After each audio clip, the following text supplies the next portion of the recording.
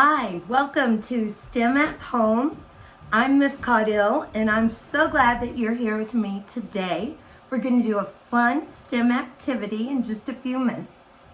So before we get started, I just wanted to talk to you for a few minutes about why STEM is so important, not just to me as a science teacher, but really to all people who are learning at any age or any subject. So STEM stands for science, technology, engineering, and mathematics, right? Well, the first thing that makes STEM so important is that it's about making those connections between different subject areas and bringing them together. The second thing is that it's about being actively involved in what you're doing. That means you're making something, you're putting your hands on your project to make it really make sense for you. I always do better when I learn in a hands-on method. I think you will too. So the third thing that I wanted to point out is STEM is all about new and clever ways to solve problems. Being a good problem solver is very important. No matter what you're doing or where you are, being able to solve your own problems, that's really what it's all about. So for STEM activities, we use an engineering design process. Our engineering design process is here on my wall. As you can see, it's a cycle, which means it doesn't have a starting or a finishing point. It keeps going on and on. It's continuous. Continuously doing something means you never give up, you never quit.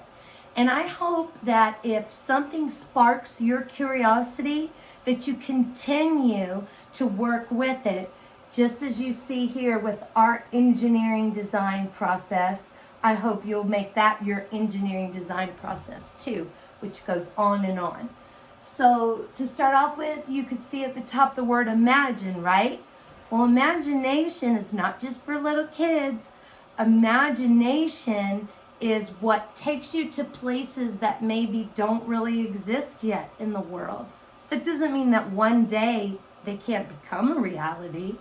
So being willing to share your dreams or to wonder about something, to have an idea that seems maybe a little silly, maybe a little crazy, just being willing to look at that idea and think, what if? That is a great spark of a good scientist. So having that imagination leads you to the second phase of our engineering design process, planning. Planning is an important stage where after you thought of a problem or you visualized something cool that you want to make a reality, you sit down, and the first thing I like to do to help myself be successful at any project is make a list. When I make a list, I keep myself organized. I've got everything written down that I need so I might not forget. Because once you get going on a project and you're excited about it, you might get carried away and forget something that you were thinking about when you first start. So making lists are very important. This phase of planning is brainstorming, right? And true brainstorming is where you don't rule out any possibilities and there are no rules to what is acceptable. You can write anything or think of anything that you want to possibly do. Later on, you can decide if it's a good or bad idea. But for the brainstorming phase, know that anything's possible. During the planning time is when you need to gather your materials, and you should also start off by doing some research on the topic that you're looking into. Research can be checking your multiple sources of the internet, books, magazines, television programs, or documentaries. But also you can ask somebody who is knowledgeable about your topic, or you can interview someone that knows a lot about what you want to know about. So after you've done your planning, you can move on to the next phase of our process, create. To create is where you make or construct or build what we like to call a prototype. A prototype is sort of like a first draft when you're writing. It's something that doesn't necessarily have to be there by the time you finish, but it's a good starting point. And once you get those creative juices flowing, you'll start to see that things are going to flow into the next phase to improve. When you approve things, you are looking to make sure that you recognize what's working and what's not working. So that's sort of like pros and cons, right? The things that are working, you want to highlight those things and keep them going. And the things that are not working so great, you may want to fix those things. Tinker around with it. That means mess around with it and possibly revise it or change it into a better idea. So this improve phase leads us to the next phase of launch. But notice how there's a two-way arrow between these phases. That is on purpose. And that is because as you get to the point that you want to launch your project, make sure you go back and improve upon it once you get that feedback. So the launch phase is about presenting your project to an audience. It's about reflecting on what you've done and maybe getting some ideas for modifications or changes that might work. Maybe you present it to an audience where somebody listening has an idea that you didn't think of that would make your project even better. So once you've entered that launch phase, you're not finished, right? You go right back and imagine your next project. Keep it going on and on. The cycle that goes on and on, that's the best thing about this engineering design process, is that it keeps going, and you should keep going with your studies too, right?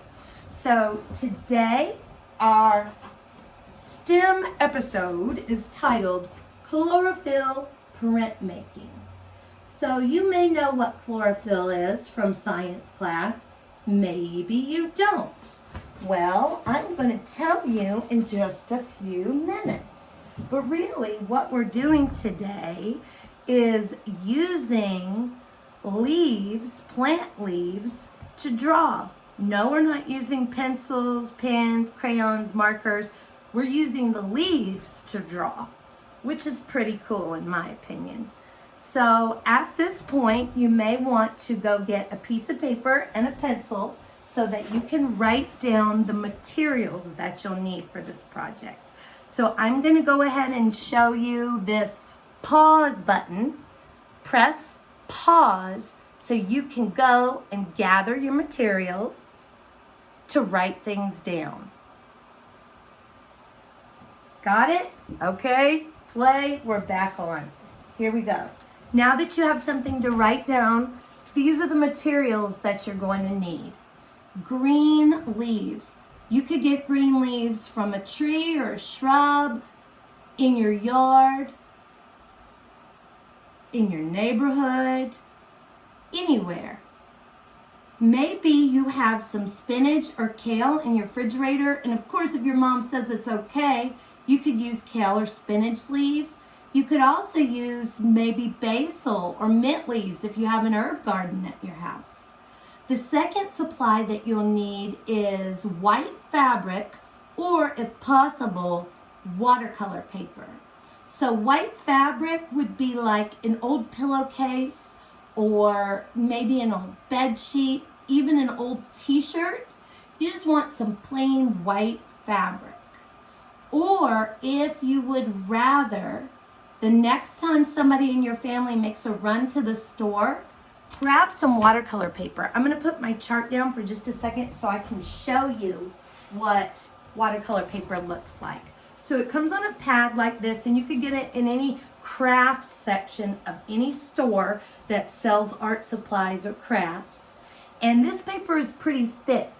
This cost me less than $10. You could get a small pad that costs less than $5. So the next time you go to the store, just look in the craft section. Okay? And the next thing, I'm sure you probably already have, metal spoon. And the final material that you need for this project is masking tape. Masking tape is that thick tape, right? Okay? So go ahead, write down your materials, press pause again if you need to. Okay? Now I want to talk to you a little bit about how we're going to do this. So I love biology. Biology is my favorite part of science. Biology is the study of living things. So humans are alive and animals are alive, but plants are also alive. Not to mention those teeny tiny bacteria and viruses that you can't even see without a microscope. Those guys are alive too. Well, today we are focusing on plants. Plants and all living things need to eat to stay alive and to grow. But they don't have a mouth and they don't have hands or feet, so how do plants eat? Good question. Plants eat through a process that's pretty fantastic. They use the sun, and the process is called photosynthesis, which comes from the Greek language, which literally means putting together with light. So photosynthesis is about using the light from the sun and changing the sun's energy into food for the plant. So, as I said before, all living things are basically the same in a few ways, and one of the major ways is that all living things are made up of cells. Cells are the smallest piece of any living thing that you could break it down to its smallest piece, and then you would have a cell. So inside every living thing's cells is little pieces or little compartments called organelles. And in these little compartments, different jobs or different chores are getting carried out that help keep that living thing alive. So in plant cells, there is a unique organelle called a chloroplast. Chloroplast is a piece of a cell whose job it is to make food for the cell. And you could say that the chloroplast is a solar power plant, right? So inside the chloroplast are these special light-absorbing molecules called chlorophyll. Chlorophyll is what we're going to extract from the leaves today, just using the spoon and the fabric or paper, right? And you'll see the green of the chlorophyll. The job of the chlorophyll is to turn the sun's light energy into a type of energy that plants can use. And it's a pigment, so think of pigment as nature's crayon. And it is a light-absorbing molecule, so it takes in the sun's rays. Interesting fact, the reason why plants look green is because the plant cells are actually absorbing the wavelengths of light in the blue, violet, and red wavelengths of the light spectrum and not absorbing the green. They're reflecting the green light.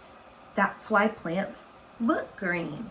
So when you get this chlorophyll into a cluster or a ball, it forms a shape, and it sort of looks like a pancake, which I'll show you in a second.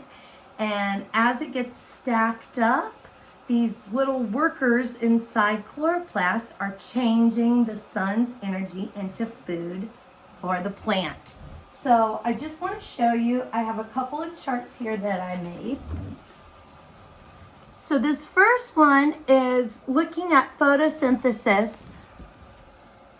All of these things are pretty familiar, right? Carbon dioxide, that's a gas. It's part of the air. It's all around us all the time. There's water, the sun. Then you have sugar and oxygen as the result.